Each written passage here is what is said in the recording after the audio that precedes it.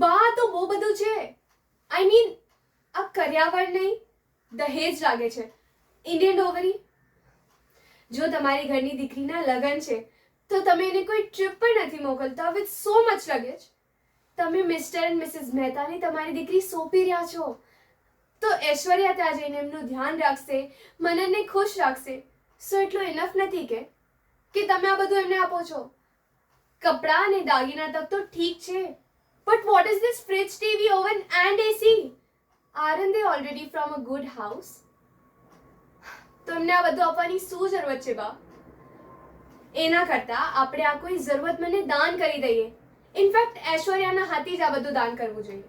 એટલે શુભ કાર્યનું શુભ કાર્ય અને શગુનનું શગુન થઈ જશે. રાઈટ આશ? તું બોલ ને, તું બોલતી કેમ નથી?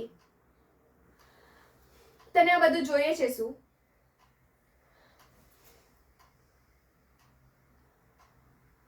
વોટ? For real? આ બધું તારા સાસરાવાળાને જોઈએ છે and you okay with it? આવા કેવા ભીખા? આમાં ગલુત શું કીધું હું? હવે માંગાવાળાને ભિખારી જ કહેશું ને? અને ગુરુભાઈએ મને આ જ શીખવાડ્યું છે.